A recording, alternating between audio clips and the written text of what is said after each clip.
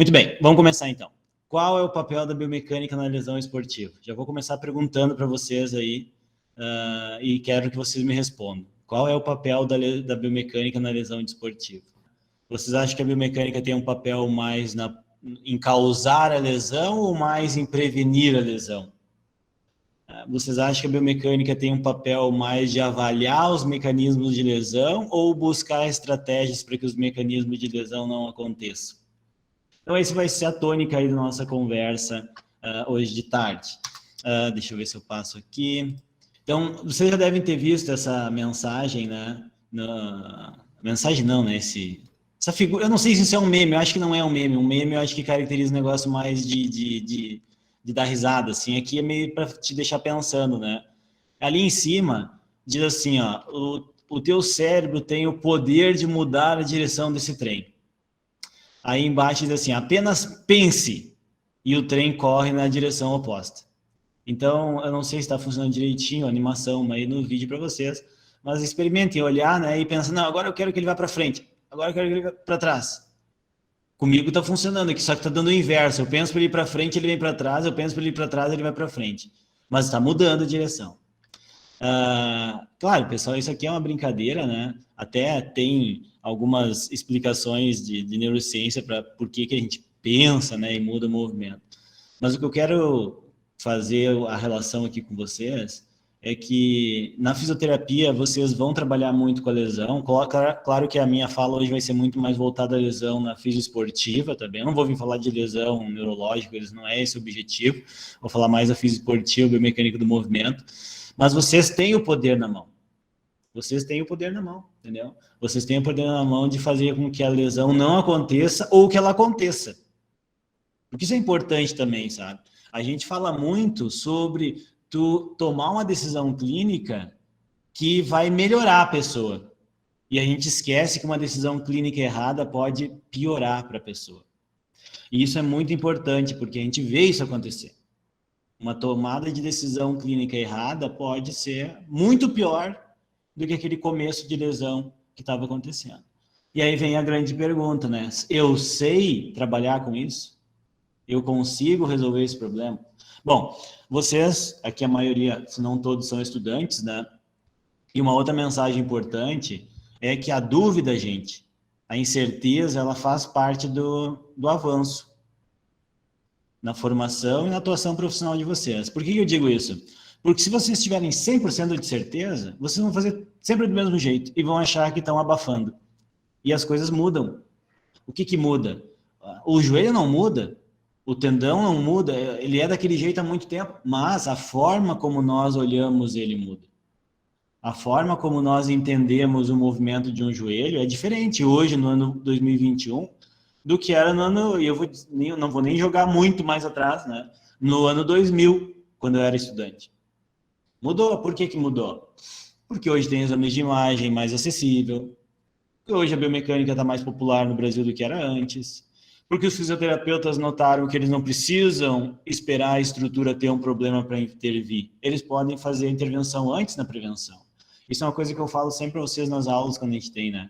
A fisioterapia hoje ela tem um papel muito mais profilático. E isso é muito bom, entendeu? Porque nem todo mundo se machuca. A gente pensa assim, nossa, lesão de ruptura de tendão de Aquiles, Deus o livre, cara, essa lesão aí, isso aí é um inferno para recuperar. Mas é pouca gente que lesiona o tendão de Aquiles. Claro que quem lesiona tá ferrado, isso é fato, né? Mas é pouca gente. Então, a fisioterapia não pode esperar só acontecer. A gente tem que antever. Tá? E aí, esse poder está na mão de vocês, né? De vocês saberem como fazer essa intervenção. Essa é a sequência de algumas coisas que eu quero comentar hoje, né? Começando pela prática baseada em evidência. Então, assim, prática baseada em evidência, vocês já devem ter ouvido falar nisso. Alguém aí já ouviu falar do tipo, não, é importante vocês usarem a prática baseada em evidência. Vocês ficam pensando, tá, mas o que é uma evidência? Né? É a música aquela, né? Essa música, você deve, todo mundo conhece a música, né? Se é a música? Não é a música, é a informação. Ah, tá bem. Né? Mas não é qualquer informação também. Então, vocês podem estar fazendo uma prática baseada em evidência totalmente errada. vocês podem estar fazendo uma prática baseada numa evidência que não é forte, uma evidência que tem limitações, uma evidência que não é boa, tá? Então, cuidado também com isso, tá? E eu acho que, como vocês são muito estudiosos, estudiosas, né? E eu não estou sendo irônico aqui, eu acho os estudantes de fisioterapia muito dedicados mesmo.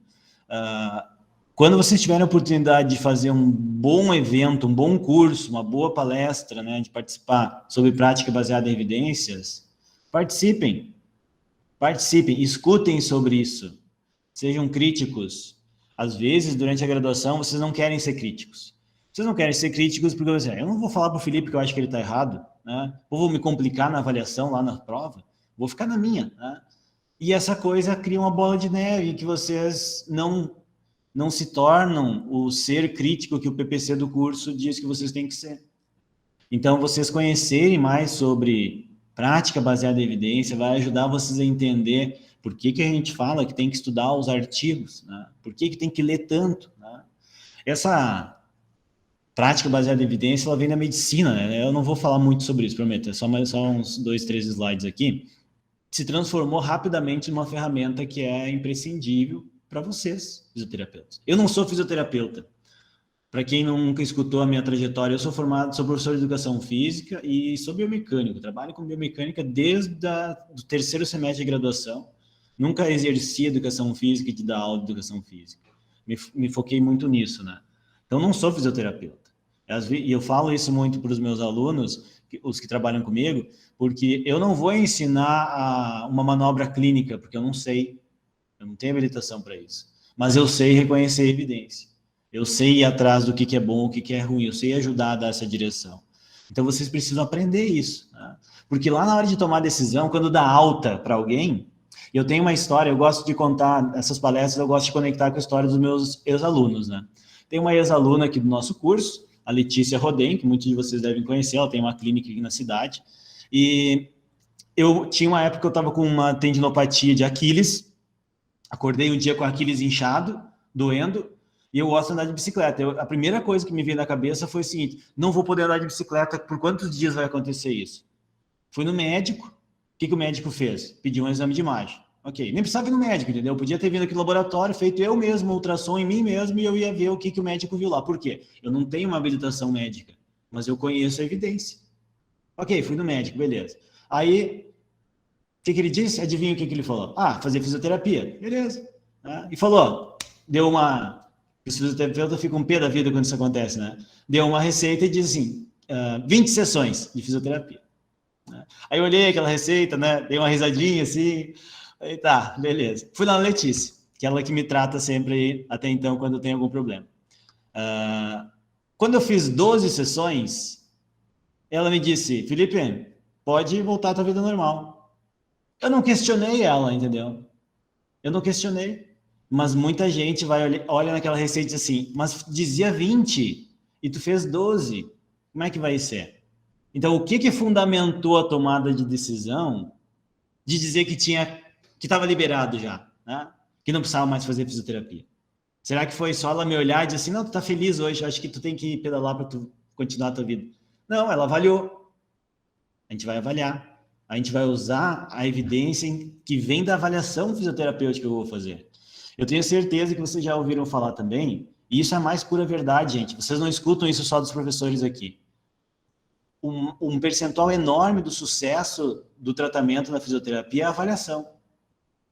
Não tem um percentual, assim, a gente fala, né, tipo, eu brinco às vezes, 80% avaliação. Por quê? Porque quando vocês estão escutando isso a primeira vez, a gente precisa falar um negócio que marque vocês, assim, poxa, 80% avaliação, então eu tenho que saber avaliar. Sim, tu tem que saber avaliar. É muito importante a avaliação, né? Desde o diagnóstico até saber qual vai ser a tua intervenção. E essa tomada de decisão, né, ela vai envolver a evidência científica, que é importante, claro, fundamental, né? A experiência clínica também, porque, afinal de contas, nenhum paciente é igual ao outro. Os estudos são médias da população. E pode ser que tu tenha feito alguma estratégia com um paciente que se aplique no outro, mas não sozinho. Não porque, eu tratei a Vitória assim e funcionou, então eu vou fazer com a Caroline também igual, porque eu acho que vai funcionar. Não, não é isso. Tu tratou a paciente 1 assim com base na melhor evidência científica que tinha. E funcionou. Tua experiência clínica mostrou que funcionou. Tu viu que a evidência científica se aplicou e tu vai para o próximo paciente. E depois a preferência, que é importante também. Hoje se fala muito em educação em dores, sistemáticas, né? Mas tem outro fator também que é o seguinte: poxa, eu odeio musculação. Daí o fisioterapeuta me coloca a fazer só exercício igual a musculação. Por quê? Porque ele não tem repertório. Eu não sei direito o que fazer para ganhar força. É musculação, tem N outras possibilidades de ganhar força. Então precisa conhecer, né? E para isso, eu preciso estudar, ler os trabalhos e conhecer sobre o tipo de trabalho, quando é um estudo de intervenção, quando não é, quando é um estudo de segmento, vai ter um follow-up, vai ser um ensaio clínico. Então, essas palavras vocês têm que conhecer, né?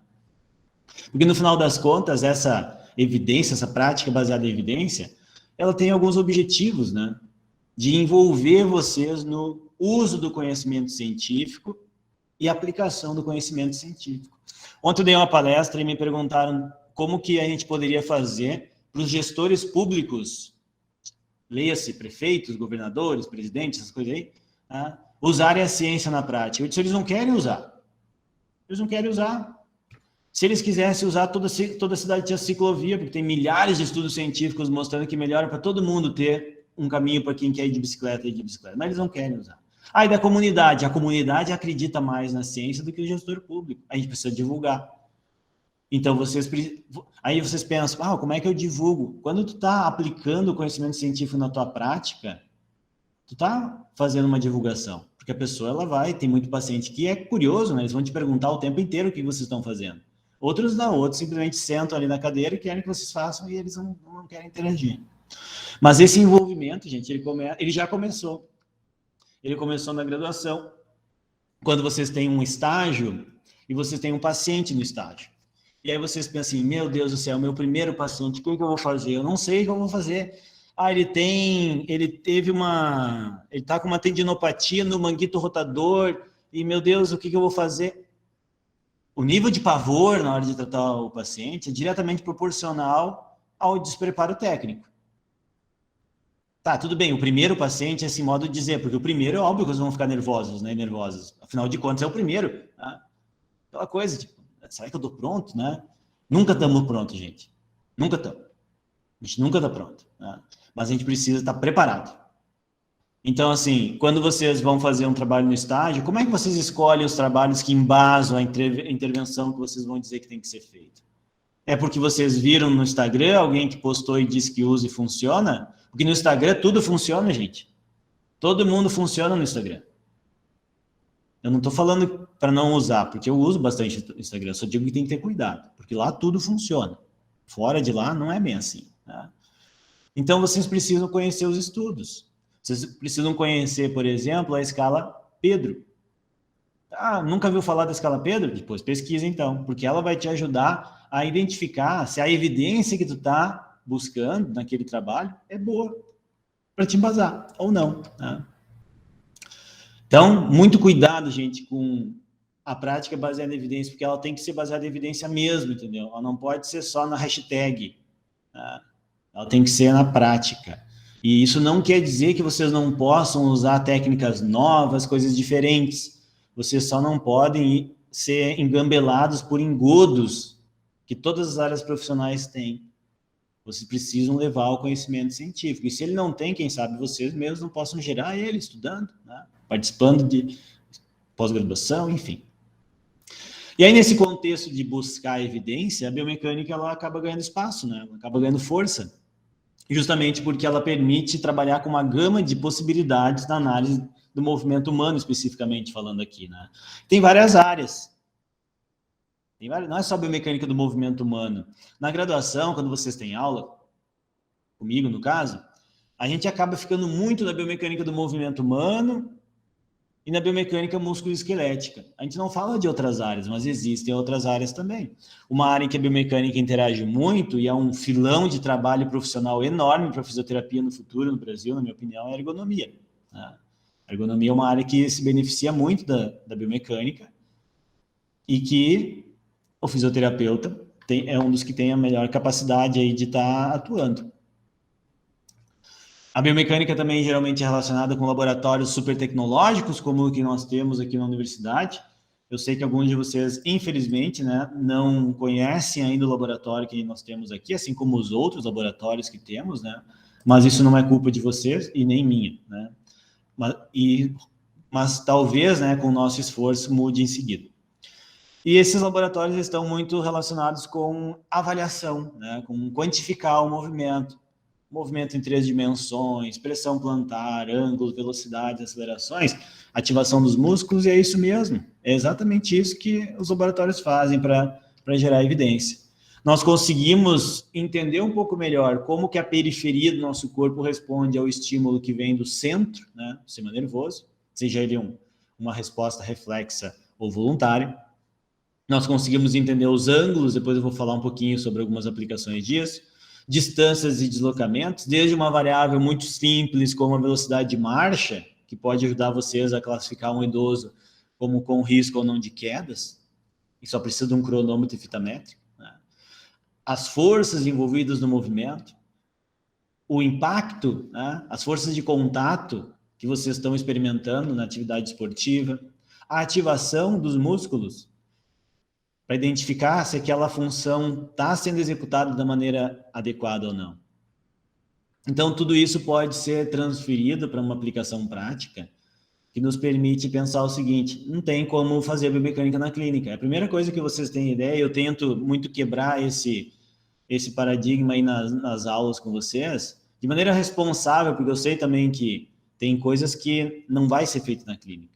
E talvez nem precise ser feito na clínica. Mas a gente precisa saber transferir as informações, né?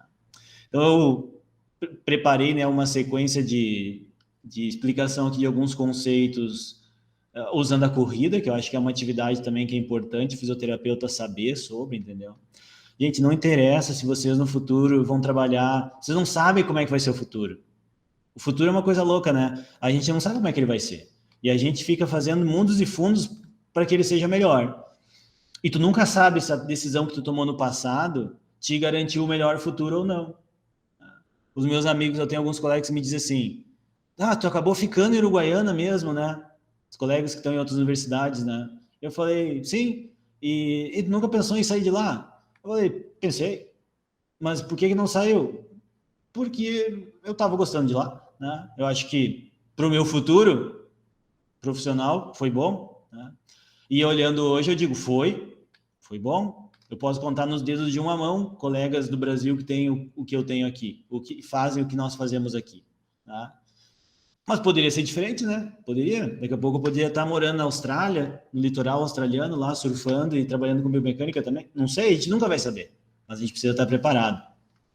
Por que eu faço esse paralelo? Corrida de rua, gente, é o esporte que tem mais praticante aí no dia a dia.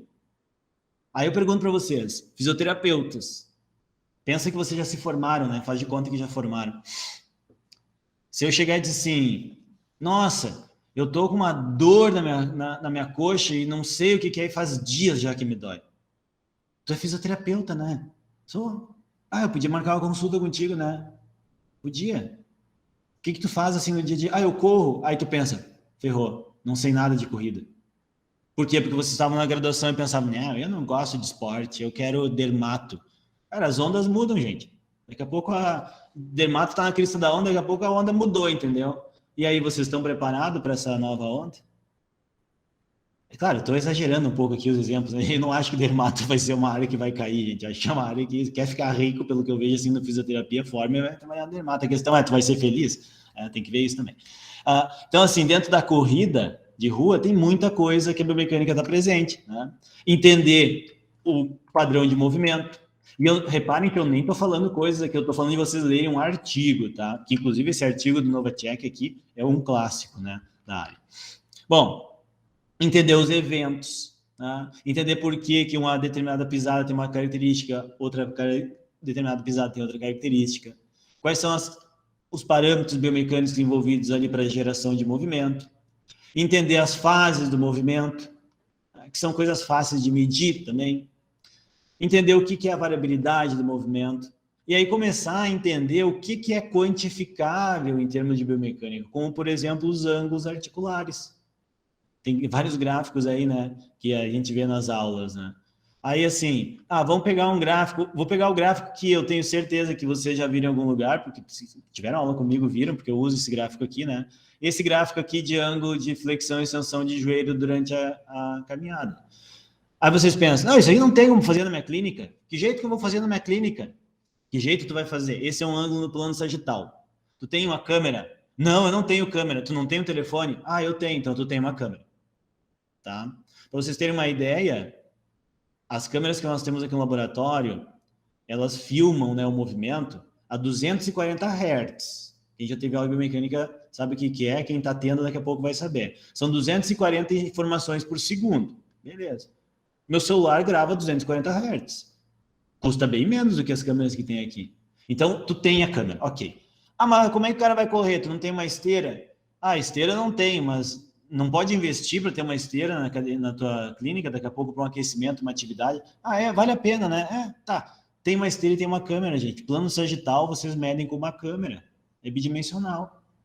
E aí vocês podem observar as características do movimento em diferentes velocidades, como é o que o gráfico mostra aqui, onde se espera algo. Ou seja, vocês conhecem a evidência, vocês leram os artigos, vocês estudaram aquilo, vocês tiveram aula de biomecânica, e vocês sabem que quando aumenta a velocidade de corrida, mudam os ângulos no plano sagital. Isso é o esperado, por vários motivos que eu não vou aprofundar hoje aqui para não ficar muito aula de biomecânica.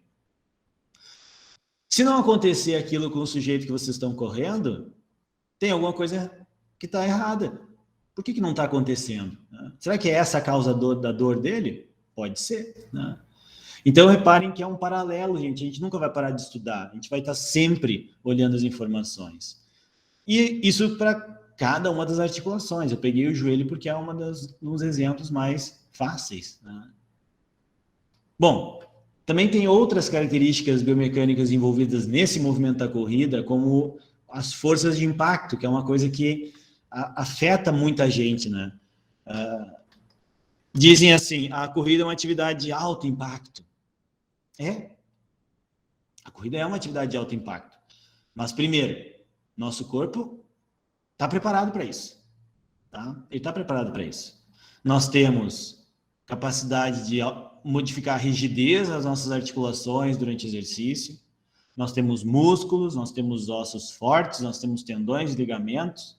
Nós somos feitos, a evolução nos preparou para o deslocamento bípede, e se precisar correr para fugir do predador, a gente corre, né? Se for para emagrecer também a gente corre, não tem problema nenhum, né? Só que o impacto está presente. A questão é quanto de impacto está presente. Será que esse pode ser um fator que causa lesão? Pode. Aí, de novo, né? Aqui, vocês vão pensar, Felipe, mas isso daí não tem como medir na clínica, porque é complicado de medir com as forças. Tu mesmo dizia na aula pra gente. E é verdade, é difícil de medir. Os equipamentos que medem força de reação do solo são caros, é uma chatice para instalar, é verdade. Mas a tecnologia, a gente já está evoluindo. Hoje, com um equipamento que custa em torno de R$800, chutando mais para cima até, porque dependendo, vocês podem encontrar até por menos, que são os acelerômetros, vocês conseguem fazer medidas de impacto dentro da clínica de vocês. A questão é, eu sei fazer? Eu aprendi a fazer? Ou eu quero aprender a fazer isso? Ou eu quero... Não, Felipe, não é isso aí, cara. Eu não quero ir por esse caminho. Aí vocês vão ficando para trás, entendeu? Vocês vão ficando para trás. Mas eu tô tranquilo, aqui em Uruguaiana não tem isso aí aqui nem sabem que existe. Não é assim que vocês têm que pensar. Vocês têm que pensar, eu vou ser o primeiro que vai mostrar para a Uruguaiana. Tô falando de Uruguaiana aqui, gente, por causa da cidade, né? Mas quem não é daqui da cidade é na cidade de vocês, no caso, se for pequenininha, né? Lá, Jaguari, onde eu nasci. Em Jaguari não tem medida de impacto na corrida em clínica de fisioterapia. Eu tenho certeza que não, né? Pois é, eu podia, então, levar para lá isso. Mas eu quero usar essa evidência. Né? E aí vocês vão querendo fazer isso, né, e conseguindo, vocês já sabem que a velocidade afeta o impacto, que a forma de pisar no solo afeta o impacto. E com isso, desde uma caminhada devagar ou caminhada rápida, vocês vão conseguir entender um pouco melhor se aquilo é uma condição que pode colocar o sujeito em risco ou não. Esse estudo aqui, por exemplo, mostra que, em termos de impacto nas articulações, caminhar rápido pode ter mais impacto do que correr devagar. Mas como assim? Como é que pode caminhar rápido ter mais impacto na articulação do que correr devagarinho, o trotezinho? Sabe aquela transição entre vocês, quando vocês estão... quando tinha ônibus para o campus antigamente, né? Que tu diz que... Quer dizer, diz que segunda vai ter, né? Vocês correm para a parada de ônibus, dá aquela passada larga e frequente. Aquilo ali, talvez seja melhor vocês trotarem, dar um trotezinho. Aquele trotezinho, né? De domingo de manhã, assim, de ressaca, né? Pode ser que vocês consigam absorver melhor o impacto com essa segunda opção do que com a primeira. O fato é que a gente pode usar conceitos, né, para manipular isso, às vezes até sem fazer a medida. Vamos voltar nisso daqui a pouquinho. Partindo do pressuposto, então, de que tem uma lesão, né, porque a gente vai falar da biomecânica da lesão, está falando de biomecânica para lesão, né? O que é uma lesão esportiva, né? Eu gosto desse trabalho aqui. Quem gosta desse tema, eu sugiro aí, dá para copiar a referência aí do slide. O que é uma lesão esportiva? É a lesão de alguém que pratica esporte. Tá. Mas assim, eu não pratico esporte. E hoje eu comecei a praticar um esporte e me machuquei. Daí foi uma lesão esportiva? Eu não praticava, eu estava praticando. Existem nomenclaturas, gente, para isso, tá? Existem nomenclaturas para uma lesão muscular, para um trauma, para uma incapacidade. E mais importante do que está no slide aqui é vocês entenderem que existem diferentes maneiras de quantificar isso. Então, quando perde a função de uma parte do corpo ou de uma estrutura, é um tipo de situação. Quando envolve uma sensação imediata de dor, desconforto, né, ou uma perda transiente ali da função, é outro tipo. É mais ou menos assim, vocês estão caminhando em casa, né, e batem um mindinho no pé da cama. Tenho certeza que vocês já fizeram isso em algum momento, né? Toda pessoa já fez isso em algum momento. Então bateu lá, pá, dá aquela dor, né? Lateja assim, né? Parece que tem um coração no mindinho, né? Tum, tum, tum, tum. Mas passa. Aquilo não foi uma lesão, né? Tá tudo bem. Ficou vermelho na hora ali, né? Deu uma raspada, mas tá tudo certo. Foi uma sensação temporária. E no esporte, um indicativo bastante interessante também é o tempo que o atleta fica fora. E esse é o principal, né, gente? Afinal de contas, alguém que pratica o esporte, seja amador ou profissional, né, ele quer praticar. Então, eu sempre brinco na aula também, né? Se o cara... pegando eu como exemplo, se eu pedalo e por algum motivo tenho uma lesão, né, em que eu tô com uma perda de função temporária e eu vou consultar no fisioterapeuta, se o fisioterapeuta me disser que eu não vou poder pedalar nem com a minha bikezinha de andar na cidade, assim, um pouquinho, sabe o que vai acontecer? Eu vou no outro. Entendeu? Eu vou no outro. Claro que nesse caso eu diria, não, mas eu sei que dá para fazer alguma coisa, né? Eu ia conversar. Por quê? Porque eu conheço um pouco do tema. Mas se fosse uma pessoa leiga, que só pratica e quer continuar praticando, ela ia no outro. Ou ela não ia em ninguém. Né? Que é o que acontece muito. Eu escuto muito isso. Eu não sei se vocês convivem com outra bolha fora da universidade, os colegas de vocês, né? E os amigos mais próximos.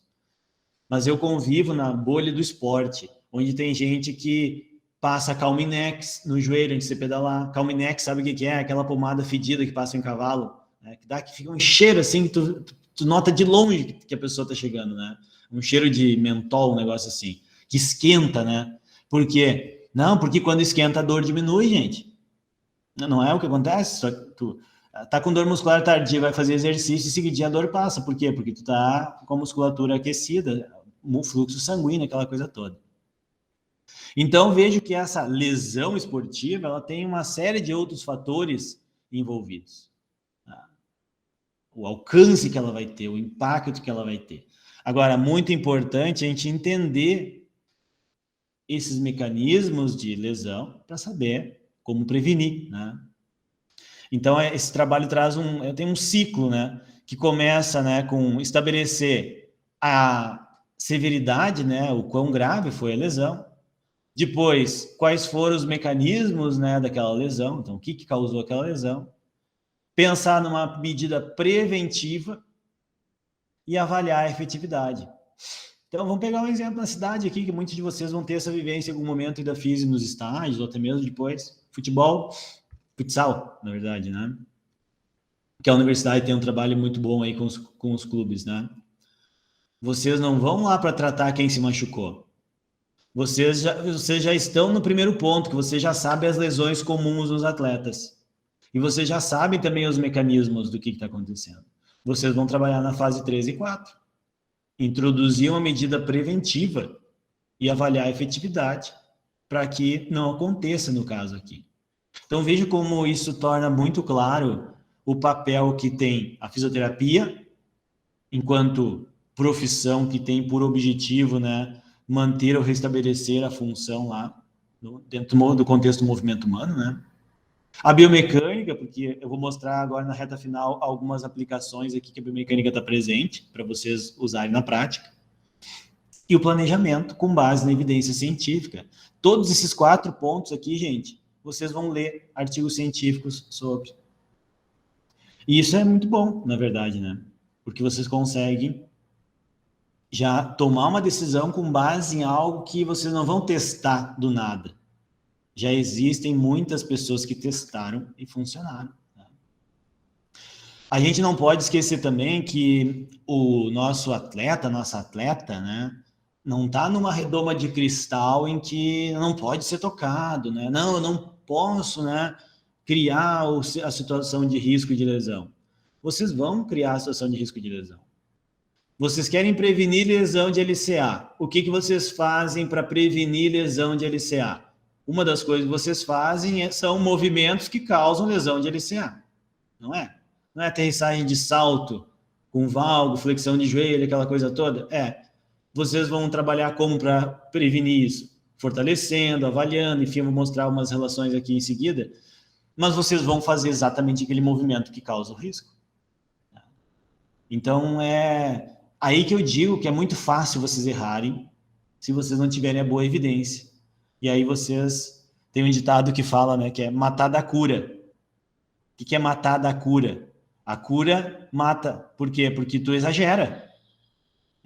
Tem um outro ditado que na farmácia, eu escutei uma vez um aluno da farmácia comentando isso, né? Que a diferença entre o veneno e o remédio era a dose, né? Não é? É. Um pouquinho de cerveja é bom. Muita cerveja, daqui a pouco, no outro dia, vai ser ruim. Então, vocês têm que saber esse equilíbrio aí também na hora de estabelecer a intervenção de vocês, né? Evidência, gente, para conhecer os tipos de lesão, não vou entrar nesse ponto aqui só para mostrar o que o artigo traz, né? Então, existe, está tudo aí, gente, está tudo disponível. Vocês têm que ir atrás, né? Vocês conseguem entender o que predispõe um atleta à lesão. Vocês entendem quais são os fatores externos que vocês podem manipular para que esse atleta não seja suscetível à lesão. E se a lesão acontecer, vocês também conseguem, com base em algumas evidências, entender qual foi o fator principal que estava contribuindo para isso. É importante também, não sei se vocês, né, estão acordados ainda, mas é importante notar que isso, às vezes, é específico para o esporte, né? Não é tudo a mesma coisa para todos os esportes. Muito bem. Parte final, então, vamos pensar o seguinte. Lesões na corrida. Overuse, né, que chama, sobreuso. E estraga. Basicamente, né, isso. Usa mal e estraga. Então, tem vários estudos de epidemiologia da lesão, gente, na corrida, que vocês podem usar. Tipo, então eu gosto de corrida, quero, de repente, encaminhar minha formação na fisioterapia para a corrida. Então, entenda como é que a corrida funciona. Entenda quais são as lesões que estão presentes. Olha esse estudo aqui mostrando. Eu tenho que substituir esse estudo nessa minha palestra, porque tem um estudo brasileiro do professor Luiz Espanhol, que é muito bom também, mais recente. Mas olha só como é fácil, gente, quando vocês usam as evidências disponíveis. Olha lá, onde é que mais lesiona corredor? Joelho. O que mais que lesiona? Síndrome da dor femoropatelar. Então, vou dizer para o professor o seguinte, o que eu preciso saber sobre lesão de corredores para agora, quando eu abrir a minha clínica, eu prestar um bom serviço? Eu tenho que saber sobre joelho, principalmente, porque é bastante, 42% das lesões. E eu tenho que saber sobre síndrome da dor femoropatelar, síndrome do estresse da banda iliotibial, fascite plantar. Eu tenho que saber sobre isso. Mas por que tem que saber das outras? Tem, mas qual que tu vai daqui a pouco priorizar? As mais comuns. E aí vocês podem ir atrás de informações de como prever isso. E aí vejam só, quais são as variáveis biomecânicas relacionadas, né, com as 10 lesões mais comuns. Vamos pegar aqui, que são as 10 lesões mais comuns, né? Então, síndrome da dor femoropatelar, síndrome de estresse da banda iliotibial, fascite plantar, lesão de menisco, síndrome de estresse tibial, tendinopatia de Aquiles, tendinopatia patelar, lesão de glúteo médio, fratura de estresse na tíbia e lesões na coluna, né? Essas são as 10 mais comuns. Olha as variáveis biomecânicas associadas. Joelho em valgo ou vário. Gente, uma câmera de celular, vocês avaliam a pessoa. Beleza. Pé plano e pé cavo. Cara, um pedaço de vidro, vocês compram um vidro grosso numa vidraria, fazem um box, né, e colocam a pessoa de pé em cima e tiram uma foto. Se vocês não quiserem gastar R$300 para comprar um podoscópio, vocês medem. Alinhamento patelar, né? Não é bem alinhamento aqui a palavra, mas é posicionamento da patela. Anatomia palpatória. Ângulo Q. Medida bidimensional, uma câmera, gente, celular. Comprimento de perna, discrepância de comprimento de perna, fita métrica. Gente, não precisa dizer que só no laboratório que a biomecânica ajuda a fisioterapia, porque é mentira. Olha aí as medidas que mais predizem. Mas então por que tem o laboratório? Tem o laboratório para identificar qual é a melhor forma de medir o joelho em valgo e para mostrar essas relações. Foram os estudos científicos que mostraram essa relação, não foi um coletivo de clínicas que publicou, né? Então, vejam só, eu estou provocando vocês aqui, né? Esse exemplo eu mostro na aula também, então vou passar ele rapidinho, né? Que é um estudo mostrando a relação entre o alinhamento do membro inferior na pisada, no momento que o corredor bate o pé no chão, o alinhamento entre o quadril e o tornozelo, determinando o estresse sofrido no joelho. Então, quando chega um corredor ou uma corredora na clínica de vocês, pode ser muito comum, né, eles dizerem que eles estão com uma dor acima da patela no tendão, ou abaixo, atrás da patela, ou do lado do joelho. Tá? Que tudo meio faz parte da femoropatelar, né? Mas o do lado do joelho, muitas vezes está ligado com o estresse da banda iliotibial. Eu lembro que há muitos anos atrás, né, quando eu me aventurava nas corridas de rua, eu tive isso e fui no médico, fui no fisioterapeuta e eu fui diagnosticado, né, com... Não era bem a síndrome, mas era meio o início, assim, da banda iliotibial. Sabe qual foi o tratamento? Alongar. O fisioterapeuta me ensinou 3 alongamentos, você não precisa vir aqui na clínica, faz em casa esse todos os dias. Melhorei. Simples, né? Muito simples, gente. Mas simples por quê? Porque a pessoa sabia, porque a pessoa estudava. Né? Esse estudo aqui, antigão, né, de 94, na ciência, né, de 94 é antigo, né? Fez as medidas com plataformas de força, mas ele mostrou que quando eu tenho quadril e tornozelo bem alinhado, o impacto no joelho, né, não é impacto no sentido de força de impacto, não, é o impacto que eu digo do estresse no joelho, diminuía. Então, vocês não precisam ter uma plataforma de força de R$50 mil para medir isso na clínica. Vocês precisam ter lido os artigos. E aí vocês olham a pessoa correndo na esteira e já conseguem ter uma ideia de como é que ela está. Eu não estou dizendo que vai resolver a situação, mas tampouco vocês vão usar uma observação única. Vocês vão fazer teste de força, vão medir mobilidade, vão fazer outras coisas, né? Eu não sei, Leandro, qual o site para comprar podoscópio, mas Na verdade, eu acho que esses sites de material clínico, de ortopedia, a maioria deve ter, cara. Tem uns podoscópios bem simplesinhos e que são bem bons, assim, de usar. Não precisa se preocupar muito, assim, de qual marca, né? Tendo a chapa transparente e uma luz embaixo, tá valendo. Então, eu pergunto, gente, entender o papel da biomecânica na lesão é fácil ou é difícil? Esse trabalho aqui também é uma revisão sistemática que vocês agora, né, que vão ficar bem motivados para aprender sobre evidência, vocês vão ver que as revisões sistemáticas têm alto nível de evidência, né? Eles ajudam bastante vocês a tomar decisão.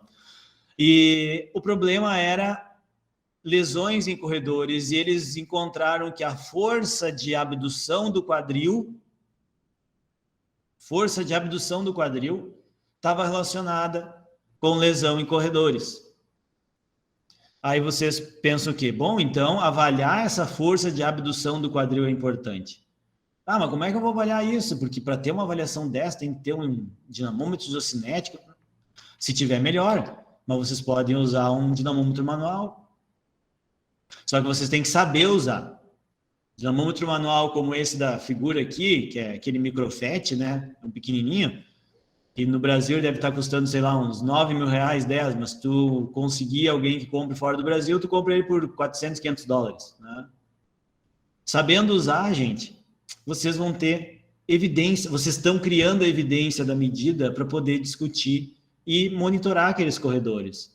É como vocês terem um protocolo. Chegou alguém na clínica que é corredor? Esse é o protocolo. Avalia alinhamento de quadril e tornozelo, avalia glúteo de joelho na corrida, avalia a força de abdutores e abdutores de quadril, entre outras coisas que existem também, eu não estou mencionando aqui. E não é difícil. Né? Não é difícil. Aí vocês chegam à conclusão de que o problema nesse atleta é o impacto que ele está experimentando.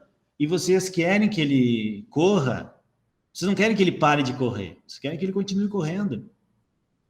Mas como é que eu vou fazer? Se vocês leram um artigo, vocês vão entender que vocês podem manipular esse impacto que o atleta está experimentando, mudando a frequência de passada. Frequência de passada é o número de passadas por segundo que o sujeito executa. Vocês precisam filmar. Eu digo filmar, né, gente? Porque se vocês piscarem, vocês podem perder uma passada do cara. Filmam e depois com um cronômetro vocês contam. E aí tu pode orientar. Olha, se tu correr com uma frequência um pouquinho maior, tá correndo com 180 de frequência, corre com 190, aumenta um pouquinho, né, 15%. Melhorou, a dor diminuiu. Claro, a relação não vai ser sempre tão direta, aguda, né? Mas o que eu quero dizer com vocês é que vocês podem pegar informações que são muito fáceis de usar e aplicar. Então, de novo, fácil ou é difícil? É fácil, gente, depois que vocês conhecem a evidência, depois que vocês estudaram. Tá? Pressão plantar também na corrida, e a corrida aqui em contexto de outros esportes também. Muito importante, né? Tem hoje equipamentos mais baratos? Tem, mas às vezes é difícil, tá? Tem N variáveis que podem ser retiradas de uma medida de pressão plantar. Mas eu sei que a corrida altera a distribuição de pressão plantar, ou seja, as regiões do pé que o sujeito aplica mais força mudam com a fadiga, por exemplo.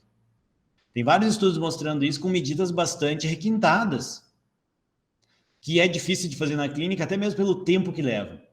Mas aí, se vocês estudarem, e desculpa, gente, porque assim, isso aqui eu mostro na aula também de biomecânica para vocês, entendeu? Porque é o melhor exemplo que tem para trazer essa relação. Se vocês medirem a altura do osso navicular usando uma régua ou uma caneta de pintar a pele, tá? E quiserem tirar uma foto aqui, né? Pronto.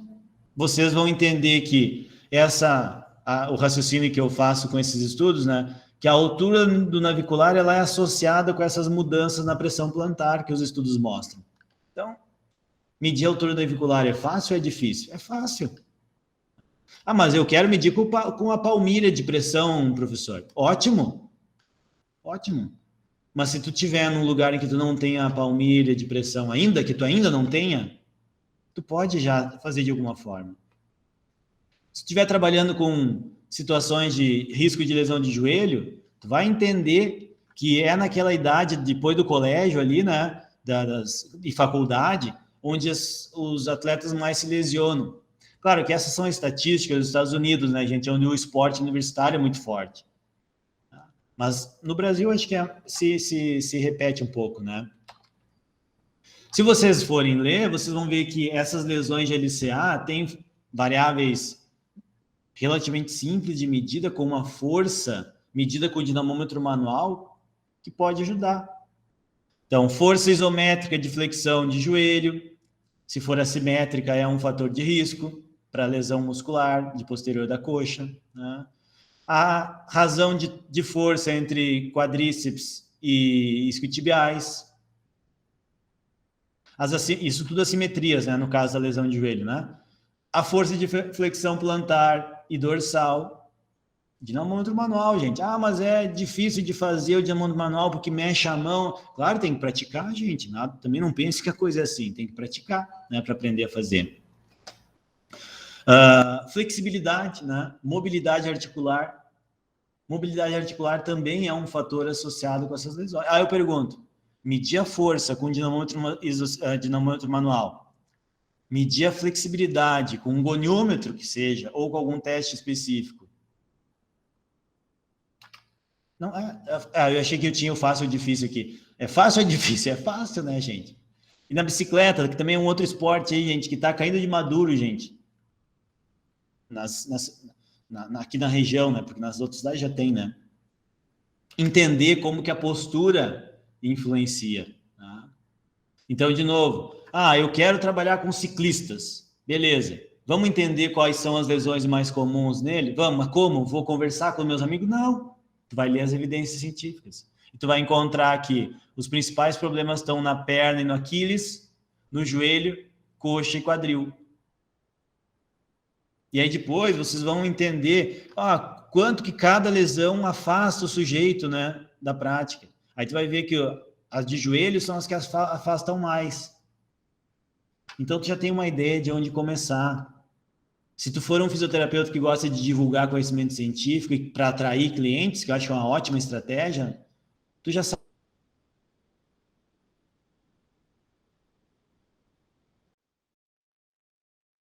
O ciclista, ele sente dor, o lugar que ele sente dor, os que sentem dor, né? Tem alguns estudos nossos também sobre isso. Depende, tem dores que é quando está pedalando e tem dores que é quando não está pedalando, não são nos mesmos lugares. Então é esse tipo de informação que o cara quer ver no Instagram de vocês, entendeu? Ele não quer foto de paciente. Ai, que bonita o paciente que a Vitória está atendendo. Não é isso que ele quer ver. O cara que está procurando no Instagram profissional, ele quer ver se tu conhece o que ele faz. E se tu mostrar coisas que ele identifica, nossa, isso aí que ele mostrou é o que eu tenho. É exatamente isso que ele falou aí que eu sinto. Eu vou lá fazer uma consulta. Tá? Então vocês podem usar a evidência nesse sentido. E aí, de novo, gente, muitos desses problemas estão relacionados com o ajuste da bicicleta, que é fita métrica. Fita métrica e conhecer a teoria por trás. Enfim, tem N outros esportes, né, que a gente poderia falar. Futebol, por exemplo, que também no Brasil é muito importante, né? Tem muita evidência. Tem muita evidência em biomecânica do esporte no futebol. Eu vou contar para vocês que eu sou um dos editores da revista Sports Biomechanics, que é só sobre biomecânica do esporte. E eu nunca tinha parado para notar a quantidade de trabalhos sobre futebol que existem dentro da biomecânica, até eu ser editor e receber não sei quantos artigos sobre futebol por semana para avaliar e para distribuir. Então, tem muita coisa, gente. A gente tem que ir atrás, né? Conhecer a epidemiologia dessas lesões, porque na maioria delas, a biomecânica vai estar presente. Então, ângulos, força, frequência de movimento, deslocamentos, velocidades, alinhamentos, comprimentos, isso tudo é biomecânica. Então, e isso tudo está dentro da lesão no contexto de prevenção, avaliação e também recuperação. Porque, afinal de contas, dar alta para um paciente na fisioterapia não deve ser uma coisa muito fácil. Porque tu tem que ter uma evidência também para dar alta para ele. Tu não pode assim, hoje tu tá bem, tá liberado. Não. Com base em quê? Com base no restabelecimento mínimo, talvez, da função, dependendo da lesão, né? Vai ser mais rápido, vai ser mais devagar, vai durar mais tempo, vai durar menos tempo, dependendo de tudo isso. Agora, uma coisa é certa, quanto mais vocês conhecerem evidências sobre aquela lesão que vocês estão envolvidos, e se for uma lesão envolvendo esporte, mais vocês usarem a biomecânica, mais sucesso vocês vão ter. Isso, e eu não preciso falar isso para tentar agradar vocês, entendeu? Eu não preciso convencer ninguém que a biomecânica é importante. Vocês, na prática, vão ver que ela vai ser. Tá? E que é muito mais fácil do que difícil usar. Gente, obrigado pelo tempo aí para me escutar, e agora eu fico à disposição, né, para responder algumas perguntinhas que vocês têm, enfim, né, não sei qual que é a dinâmica, mas estou à disposição.